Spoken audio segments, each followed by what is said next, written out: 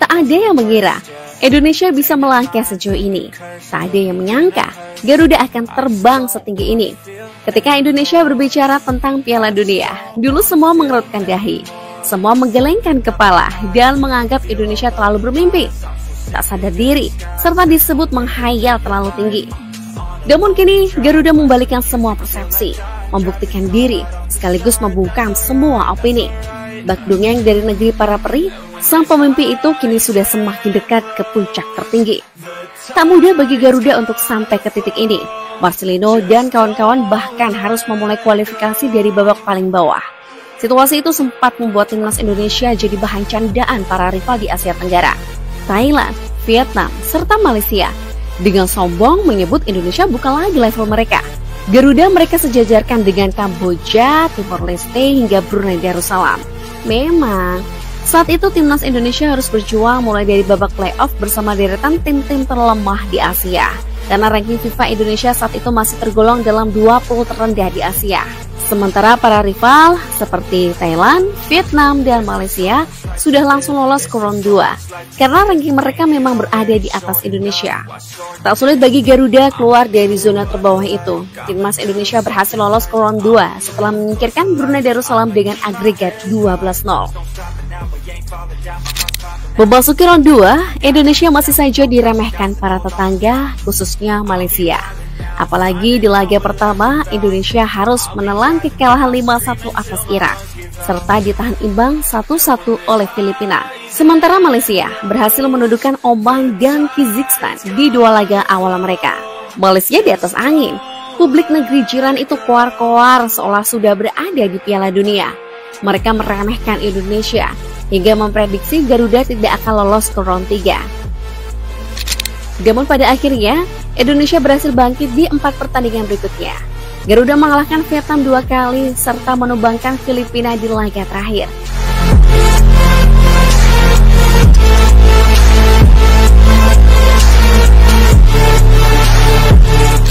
Sementara Malaysia justru harus menelan karma atas ucapan mereka. Harimau Malaya makin menyungsep yang membuat mereka gagal lolos ke round 3. Indonesia menjadi satu-satunya wakil Asia Tenggara yang berhasil melaju ke round 3 sekaligus lolos otomatis ke putaran final Piala Asia 2027. Ini jadi karma untuk mereka, tim Asia Tenggara yang sebelumnya meremehkan Indonesia.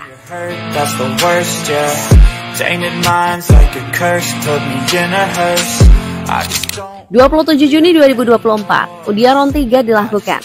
Hasilnya, Garuda tergabung ke grup C bersama Jepang, Australia, Arab Saudi, Bahrain, dan Cina. Grup ini disebut jadi grup neraka, sekaligus grup tersulit bagi Indonesia. Lagi-lagi, Garuda diremehkan di grup ini. Media Vietnam, Thailand, dan Malaysia kompak memberitakan kalau Indonesia akan jadi lumbung gol di grup itu. Sementara itu, dari para lawan Garuda di grup C, Jepang, Australia, dan Arab Saudi menaruh respek yang tinggi untuk Indonesia.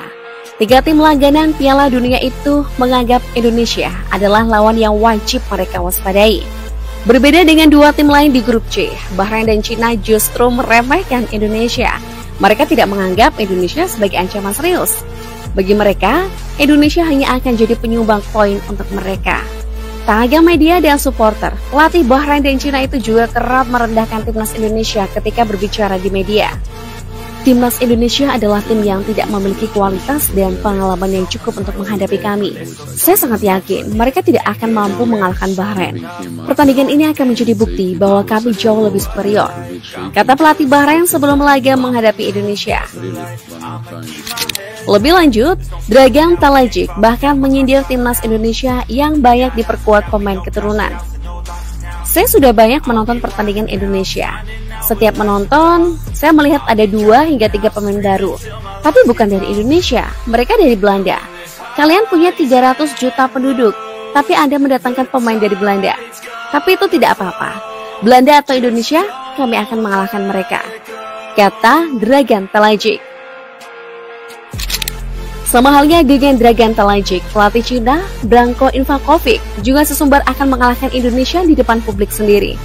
Saya selalu optimis, saya yakin kami akan mengalahkan Indonesia besok. Jangankan Indonesia, Brazil sekalipun akan kami kalahkan. Kami tidak peduli tekanan supporter. Mereka terlalu melebih-lebihkan keangkeran GBK. Saya melihat stadion itu tidak semenakutkan yang diberitakan, kata Branko Ivankovic jelang laga. Komentar-komentar pelatih asal Eropa Timur itu membuat darah pemain Indonesia mendidih ketika di pertandingan. Akibat statement merendahkan itu, aura monster Justin Hubner keluar di pertandingan. Semua pemain termotivasi untuk tampil habis-habisan di lapangan.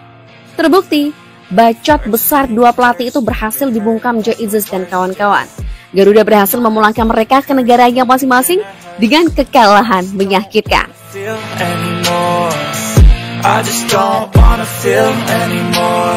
Open up your eyes to reveal all of the lies. I'm so sick of your disguise. That's no way to live your life. On a lonely drive, blast some music till I die. Drive the car right off the side. That's alright, that's alright. And when there's highs and lows, the tide's gonna flow. Just don't let go.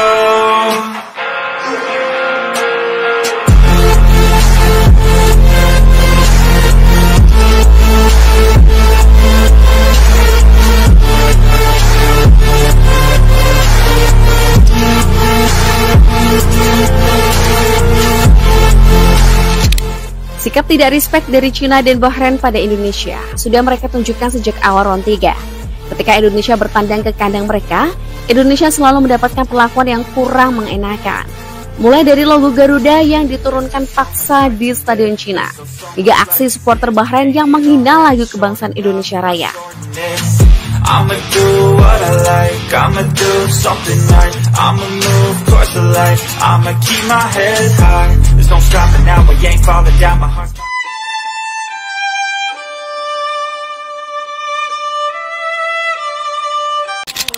Ini dua negara itu harus menerima karma atas perlakuan mereka pada Indonesia. Bahrain dan Cina dipastikan tersingkir dari persaingan di grup C, serta harus mengubur dalam-dalam impian mereka ke Piala Dunia 2026. Sementara Indonesia, tim yang mereka remehkan, berhasil lolos ke round 4 untuk terus menjaga asa tampil di Piala Dunia 2026. Itulah perjalanan Garuda, tim yang dianggap tidak layak, kini semakin dekat ke Piala Dunia 2026. Dari awal tak ada yang memperhitungkan Indonesia, bahkan Garuda diprediksi akan jadi bulan-bulanan karena tergabung ke dalam grup neraka. Namun kenyataannya, Garuda lah yang menciptakan neraka itu. Pada akhirnya, mereka yang meremehkan Indonesia jatuh berguguran satu-satu.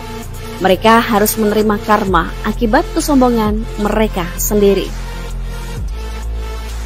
Bagaimana tanggapan kalian? Tulis di kolom komentar ya. Jangan lupa like, share, and subscribe agar kalian tidak ketinggalan update video terbaru kami.